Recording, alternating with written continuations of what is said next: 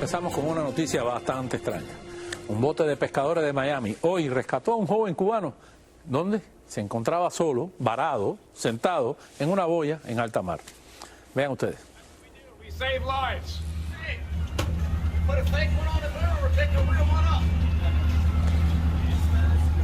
El capitán del bote está diciendo: encontré a este tipo varado en la boya esta tarde, otra vida salvada. Bienvenido a Miami. Debo hacer todo. Adivinen qué país, dice jocosamente en Instagram el pescador conocido como Mark the Shark, Mark el tiburón, quien tiene más de 203.000 seguidores en la citada red social. El joven parecía encontrarse en perfecto estado de salud. Varios comentaristas pidieron a Mark the Shark, que haga una segunda parte y explique de dónde salió esta persona, aunque muchos sospechan que lo dejaron allí, lo trajeron de Cuba y lo dejaron en la boya, en alta mar, solito ahí. Está vivo al menos. Los que no tuvieron tanta suerte fueron otros balseros que fueron recogidos por la Guardia Costera de Estados Unidos en las últimas horas. Rescataron a 14 balseros cubanos, así como que reportaron que había uno muerto dentro del grupo. O sea, eran 15 en total. Otra de estas personas estaba muerta. ¿Y dónde los encontraron los guardacostas de los Estados Unidos? En aguas de Bahamas.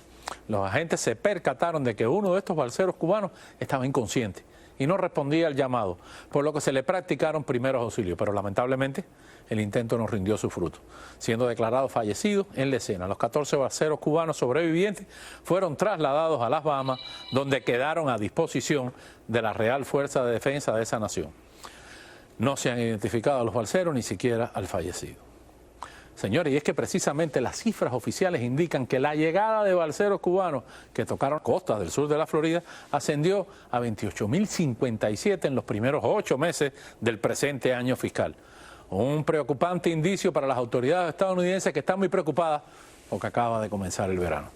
Si se agregan las entradas por el sector de Tampa, la cifra asciende a 30.199. Solo el pasado mes de mayo llegaron 5.532 cubanos de manera irregular por el sector de Miami, una cantidad muy similar a los 5.928 que ingresaron por el mismo territorio el mes anterior.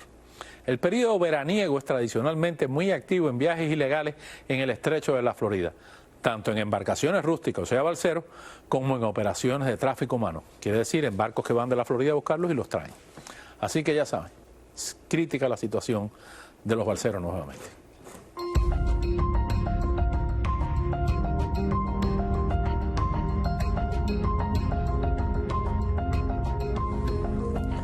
Malas noticias para el régimen desde Londres.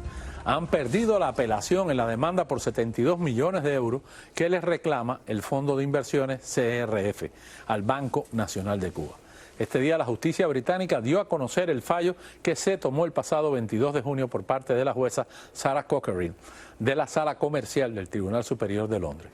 La principal línea de defensa de la parte cubana era señalar que el Tribunal del Reino Unido no tenía jurisdicción sobre el caso y además argumentaba que la ley cubana no había sido traducida ni explicada durante el anterior juicio, donde intentaron afirmar que el Banco Nacional de Cuba no era una entidad del Estado cubano.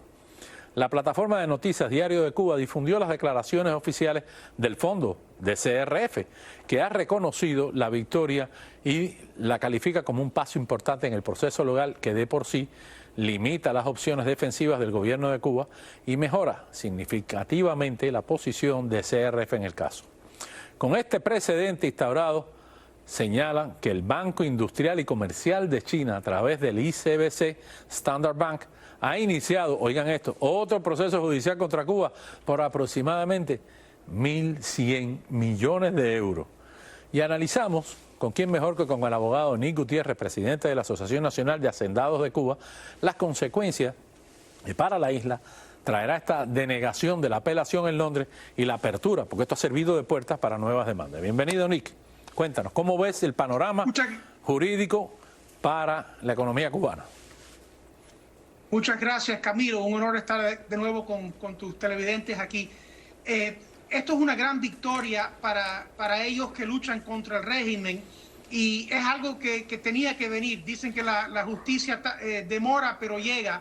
Y recordémonos, hace unas varias semanas que el régimen cacareaba su gran victoria en este caso porque habían distinguido entre el régimen y su Banco Central como demandado en esta demanda. Sin embargo, ellos apelaron, lo cual cuando uno gana, uno típicamente no apela. Aquí apelaron, le negaron la apelación. La Corte en Inglaterra ha reconocido que esta entidad que adquirió esta deuda multibillonaria es un acreedor legítimo y puede proceder contra el Banco Central de Cuba, y esto abre la puerta y sienta precedentes para que otros similarmente situados puedan hacer lo mismo. El régimen ha desesperadamente alegado primero que había sido sobornado uno de sus funcionarios, después que el funcionario que fue sobornado ahora está en la cárcel, no podía testificar, que habían falsificado la asignación de la deuda. O sea, ha actuado como típicamente actúa un régimen totalitario en una situación como esta, donde ha tenido que aparecer frente un tribunal independiente en un país occidental, que ojalá que sirva como foro para otras acciones en su contra. Pero esto va a proceder y se va a aumentar, y es otro golpe duro contra el régimen en la misma semana que aliados del régimen perdieron un caso en Delaware contra el Central Santa Lucía, la familia Sánchez Hill, en un caso contra Expedia por trafiqueo en los hoteles en la costa de Holguín. O sea, ha sido una mala semana jurídicamente para el régimen castrista. Rick, pero además la Corte ha estipulado que Cuba debe pagar las costas procesales, o sea, todo lo que se gastó el demandante durante el juicio. O sea, eso se le pone color hormiga, como se dice en buen cubano. Se habló de $3 millones que habían pagado entre su bufete español, Uría Menéndez, un bufete grande de primera clase español, y un bufete inglés. Y yo creo que los cubanos libres y los españoles deben de tomar nota, los bufetes españoles que defienden a este régimen, y que luego por lo menos en la opinión pública debe de pasarle la cuenta por asistir a un régimen totalitario brutal como el de Cuba. Ojalá que llegue un poco de luz a las cárceles oscuras del régimen, y que esos valientes cubanos que luchan contra el régimen vean que hay cubanos en el exterior que están también luchando contra el régimen en la manera que se pueda, y algún día esta pesadilla totalitaria llegará a su fin en nuestra querida isla. Nick, ayúdanos a entender. Y si Cuba ahora dice, el régimen dice, yo no pago ninguno de estos millones de dólares, ¿qué le puede pasar?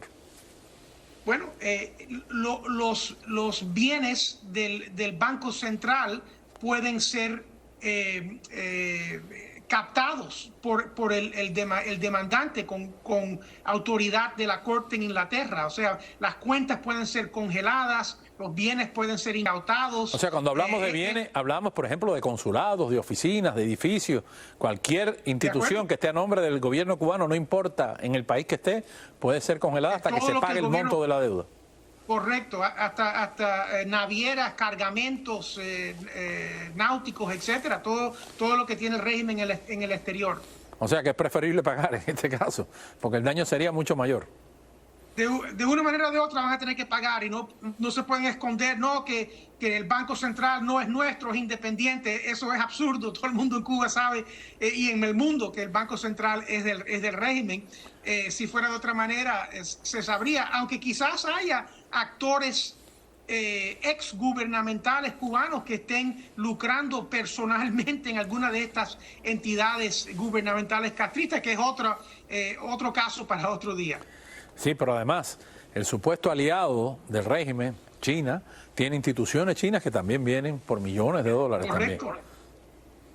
Es la verdad que sería risible, si no fuera tan triste, ver al régimen totalitario castrista, que ha violado todas las leyes y todas las garantías y todas las libertades del pueblo de Cuba dentro y fuera de la isla, argumentando puntos técnicos, hipertécnicos, legales en una corte inglesa. O sea, hasta cierto punto, como se dice en inglés, el régimen tiene las manos sucias, ensangrentadas, y eso debe evitar que alegue ciertas posiciones cuando ellos han sido los principales violadores de esas normas jurídicas internacionalmente reconocidas, pero lamentablemente ignoradas totalmente dentro de la isla.